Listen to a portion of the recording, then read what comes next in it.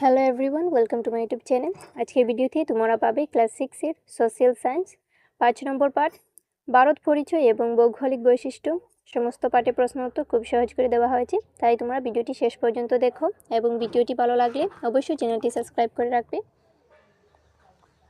অনুশীলনী 1 নম্বরে রয়েছে নিচের দেওয়া প্রশ্নগুলোর উত্তর লেখো। ক নম্বর প্রশ্ন হলো ভারতের মোট মাটিখালি কত? উত্তর হবে ভারতের মাটিখালি 32,87,782 বর্গ কিলোমিটার। খ নম্বর প্রশ্ন হলো ভারত এবং শ্রীলঙ্কাকে পৃথক করা প্রণালীটির নাম কি? উত্তর হবে মান্নার উপসাগর অপক প্রণালী শ্রীলঙ্কাকে ভারত থেকে পৃথক করেছে। ঘ নম্বর প্রশ্ন হলো ভারতবর্ষের মাঝখানে অবস্থিত পর্বতটির নাম কি? উত্তর হবে বিন্ধ্য পর্বত। ঘ নম্বর প্রশ্ন হলো উত্তর ভারত ও দক্ষিণ ভারতের সীমানা কি? উত্তর হবে সাধারণত ভারতের প্রায় মাঝখানে অবস্থিত বিন্ধ্য পর্বতকে উত্তর ভারত এবং দক্ষিণ ভারতের সীমা বলে ধরা হয়। নম্বর প্রশ্ন হলো একটি দেশে চারিসীমা বলতে কি বুঝো? উত্তর হবে চারিসীমা বলতে কোনো দেশের চারিদিকে অবস্থিত দেশ, সাগর, মহাসাগর, পর্বত বা অন্যান্য প্রাকৃতিক সীমানার নাম উল্লেখ করে সেই দেশের রাজনৈতিক সীমানা বোঝানোকে বোঝায়।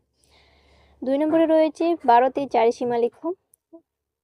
উত্তর হবে ভারতের চারিসীমা হলো উত্তরে আছে চীন, নেপাল ও ভুটান, উত্তর পশ্চিমে আছে আফগানিস্তান ও পাকিস্তান, পূর্বে আছে বাংলাদেশ ও মায়ানমার এবং বঙ্গোপসাগর, দক্ষিণে আছে শ্রীলঙ্কা ও ভারত মহাসাগর, পশ্চিমে অবস্থিত আরব সাগর। অনুশীলনী 2 1 নম্বরে রয়েছে নিচে দেওয়া প্রশ্নগুলোর উত্তর লেখো। ক নম্বর প্রশ্ন হলো ভারতের সীমা প্রাচীর কি? উত্তর হবে হিমালয় পর্বতকে ভারতের সীমান্তের প্রাচীর বলা হয়। খ নম্বর প্রশ্ন হলো ভারতের 2টি বন্দরনগরের নাম লেখো। উত্তর হবে ভারতের 2টি বন্দরনগরের নাম হলো মুম্বাই এবং চেন্নাই। ঘ নম্বর প্রশ্ন হলো ভারতের উপকূলীয় অঞ্চলে বসবাসকারী লোকদের প্রধান বৃত্তি কি? উত্তর হবে উপকূলীয় অঞ্চলের বসবাসকারীর প্রধান বৃত্তি সাগরের মাছ ধরা। ঘ নম্বর প্রশ্ন হলো জারোয়ারা কোথায় বসবাস করে? উত্তর হবে জারোয়ারা আন্দামান নিকোবর দ্বীপপুঞ্জে বসবাস করে। 2 নম্বরে রয়েছে সংক্ষিপ্ত টিকা লিখো।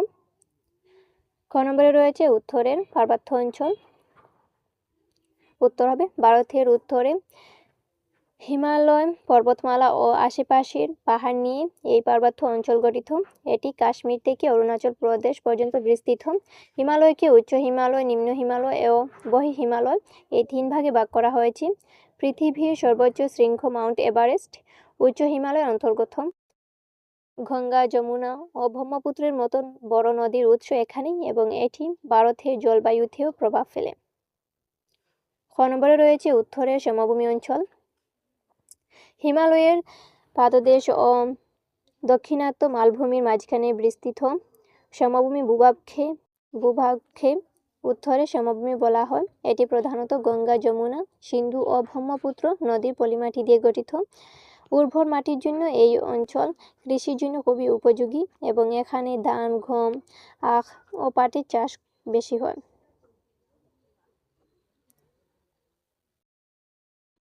গ নম্বরে রয়েছে দক্ষিণাত্য মালভূমি অঞ্চল। গঙ্গা সমভূমির দক্ষিণে আরব সাগর ও বঙ্গোপসাগরের মাঝখানে অবস্থিত ত্রিভুজাকৃতি ভূভাগকে দক্ষিণাত্য মালভূমি বলা হয়। নর্মদা নদী এই অঞ্চলকে 2 ভাগে ভাগ করেছে। এখানে গোদাবরী, কৃষ্ণা ও কাবেরীর মতো নদী প্রবাহিত হয়। এই অঞ্চলে কালো উর্বর মাটি পাওয়া যায় যা তুলা চাষের জন্য খুবই উপযোগী। ঘ নম্বরে রয়েছে উপকূলীয় নিম্নভূমি অঞ্চল। ভারতের উপকূলীয় নিম্নভূমি অঞ্চল আরব সাগর, বঙ্গোপসাগর ও ভারত মহাসাগরের তীরে অবস্থিত। পূর্ব উপকূল তুলনামূলকভাবে প্রশস্ত এবং পশ্চিম উপকূল সংকীর্ণ। এখানে মুম্বাই, গোয়া ও চেন্নাইয়ের মতো গুরুত্বপূর্ণ বন্দর রয়েছে। এই অঞ্চলের মানুষের প্রধান জীবিকা মাছ ধরা। তারপরে রয়েছে চিন্তা করে বের করো। ভারতের দ্বীপ অঞ্চল বা মরুভূমি অঞ্চলের বসবাসকারী লোকেরা কোন ধরনের সমস্যার সম্মুখীন হতে পারে? তাহলে লিখবি ভারতের দ্বীপ অঞ্চল বা মরুভূমি অঞ্চলে বসবাসকারী মানুষদের অনেক সমস্যার সম্মুখীন হতে হয়। দ্বীপ অঞ্চলে সমুদ্রের ঝড়, তুফান ও বড় বড় ঢেউয়ের বই থাকে এবং অনেক সময় যোগাযোগ ব্যবস্থা দুর্বল হয়। অন্যদিকে মরুভূমি অঞ্চলে পানির অভাব, অতিরিক্ত গরম ও কম বৃষ্টিপাতের কারণে চাষাবাদ করা কঠিন। তাই এসব অঞ্চলে মানুষের জীবনযাপন তুলনামূলকভাবে কঠিন।